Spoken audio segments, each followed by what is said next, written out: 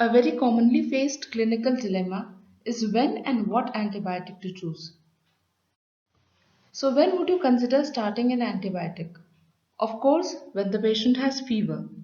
So, the three main important causes of fever are infection, malignancy, and inflammation. The five cardinal signs of inflammation we all know are rubor or redness, calor or temperature, that is fever, dolor or pain, tumor or swelling, and functionalgia, that is loss of functions. Infection can be bacterial, viral, fungal, parasitic, or others like spirochetal. Fever and malignancy is because of superimposed infection and or inflammation, that is a combination of the two. So when would you like to prescribe an antibiotic?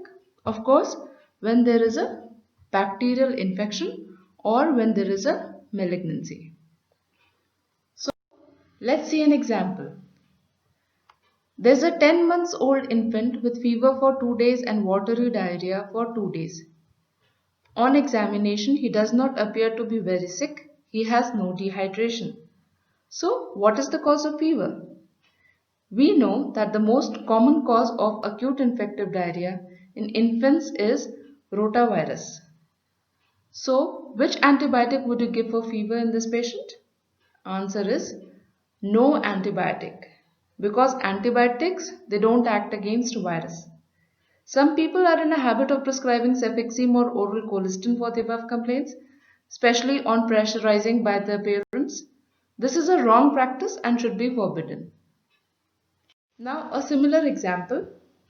Here the age of the infant is 1.5 months, that is 1.5 months. So besides rotavirus, gram-negative enteric bacilli are an important cause of acute infective diarrhea in less than 3 months of age. In fact, of the five cardinal indications of the use of antibiotics in diarrhea, age less than 3 months is an important indication.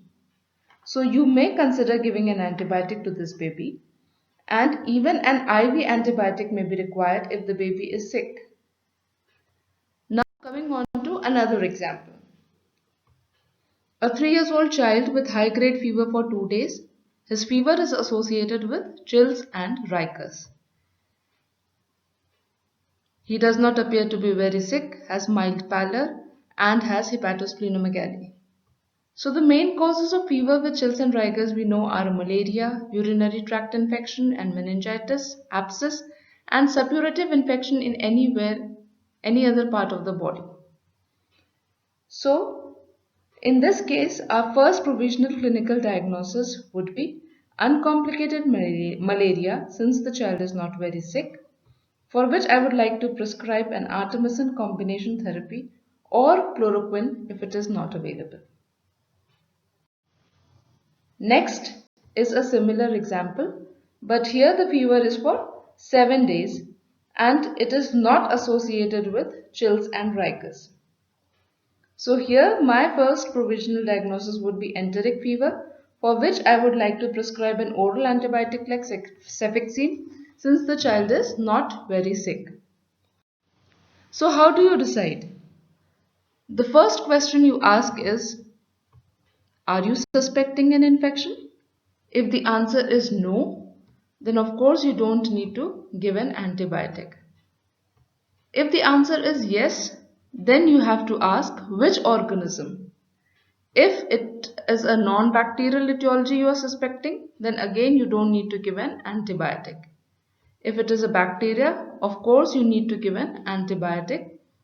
Now, which antibiotic? How will you decide? The antibiotic you choose depends on the bacteria you are suspecting.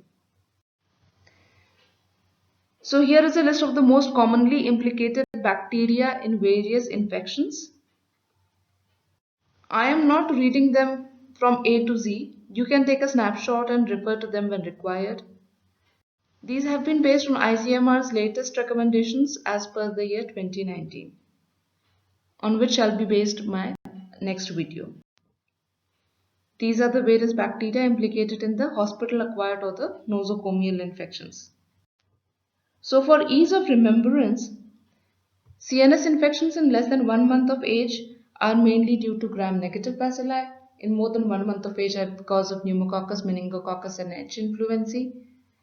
Upper respiratory tract infections are mainly because of gram-positive organisms. Lower respiratory tract are gram-positive in community-acquired and gram-negative in hospital-acquired infections. Intra-abdominal infections are mainly by gram-negative enteric bacilli and anaerobes more commonly than gram-positive. Urinary tract infections are again by gram-negative enteric bacilli more commonly than gram-positive. Infective endocarditis is because of viridans and non-viridans group streptococci and enterococci. Bone and joint infections are because of gram-positive and gram-negative infections. Skin and soft tissue infections are mainly because of gram-positive and anaerobes and also polymicrobial. Now, amongst the hospital-acquired infections, gram-negative infections, and that too drug-resistant type of gram-negative infections are more common than drug-resistant gram-positive kind of infections. So, summarizing, the antibiotics to begin with in sepsis, meningitis, and infective endocarditis need to be broad spectrum. In upper respiratory tract, lower respiratory tract infections, and bone and joint infections, you initially start with a predominantly gram-positive cover. In patients with age less than 1 month, intra-abdominal infections and urinary tract infections, you start with a predominantly gram-negative cover. In oral, skin and soft tissue infections and brain abscess, you give a gram-positive and an anaerobic cover to begin with. In intra-abdominal infections, you give a gram-negative cover along with anaerobic cover to begin with. And in patients with hospital-acquired infections, you give predominantly gram-negative cover. You give gram-positive cover if you strongly suspect or isolate methicillin-resistant Staph aureus. All these guidelines are only for empirical therapy. The definitive therapy shall be based on the reports of the culture sensitivity. So I have tried to simplify as much as possible and would like to solve your queries in any other clinical scenario you might find trouble in. Thank you.